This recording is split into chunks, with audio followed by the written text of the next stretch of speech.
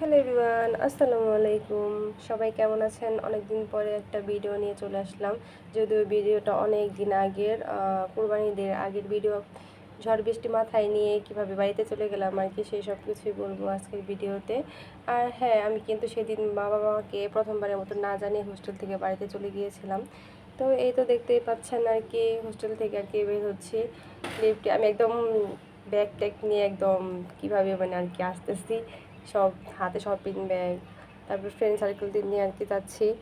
আর কি হোস্টেল থেকে ওইভাবে আর কি ছুটি দিতে যাচ্ছিল না, যেহেতু কলেজ বন্ধ দিয়েছিল না, কিন্তু আন্দোলনের কারণে আর কি তাড়াতাড়ি চলে যেতে পেরেছি। আর সেইবার আমি মিড ম্যানেজার ছিলাম, যেহেতু আমি আর কি জুনিয়র ছিলাম, সিনিয়র ম্যানেজারও ছিল আমাদের সাথে, তার জন্য আর কি তাড়াতাড়ি চলে যেতে পারছিলাম।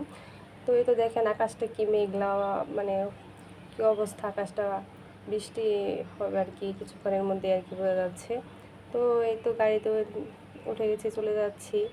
আর আকাশটার দিকে মানে দেখতেছি যে এই বুঝি বৃষ্টি নামলো, কারণ ওই দিন সাথে ছাতাও ছিল না, আর বৃষ্টির মধ্যে যাওয়া খুব মুশকিল, যেহেতু অনেকবারই গাড়ি চেঞ্জ করতে হয়। তো এই তো আমার বান্ধবীর অবস্থা দেখেন। আর আমরা অনেকজন ফ্রেন্ডই কিন্তু ছিলাম তখন সাথে, যে যার মানে জায়গায় এক একজনের বাসা আর কি এক দিকে, সবাই সবার দিকে মানে গাড়িতে উঠে চলে গিয়েছে। আর এই তো অলরেডি বৃষ্টিও কিন্তু নেমে গেছে। তারপর আর কি টাঙ্গাইল বাস স্ট্যান্ডে এসে তারপর আর কি বাসে উঠে গেছি, যাচ্ছি বাসার দিকে আর কি আল্লাহ আল্লাহ করে। কিন্তু অনেক বৃষ্টি হচ্ছিল, আর বৃষ্টিতে অলরেডি ভিজে গিয়েছিলাম।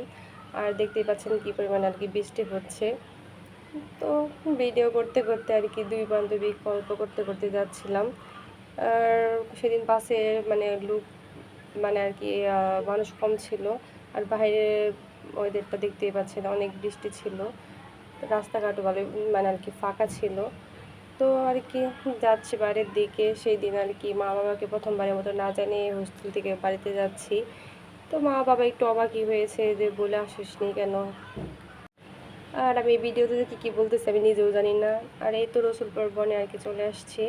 আপনারা হয়তো অনেকে জানেনই যে আমাদের টাঙ্গাইলে মধুপুর বন। এই তো তারপর মধুপুর চলে আসছি। মধুপুরের এই তো আনারস দেখতে পাচ্ছেন, আনারস এখানে আর কি আমাদের মধুপুর, এখানে আর কি মধুপুর বাস স্ট্যান্ড, আমরা এখানে নামি। তারপর আমি আর আমার বান্ধবী আর কি মধুপুর বাস স্ট্যান্ডে নেমে পড়েছি। তারপরে বাসার জন্য কিছু নিতে হবে।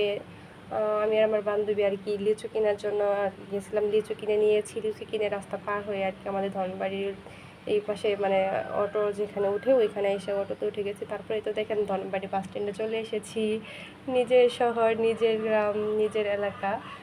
তো এই তো তারপর আবার আমার বান্ধবীর বাসার দিকে চলে গেল। তারপর আমি আমার বাসার উদ্দেশ্যে রওনা দিয়ে দিয়েছি। তারপরে তো বাসায় চলে যাচ্ছিলাম। সবাই ভালো থাকবেন, সুস্থ থাকবেন, আল্লাহ হাফেজ।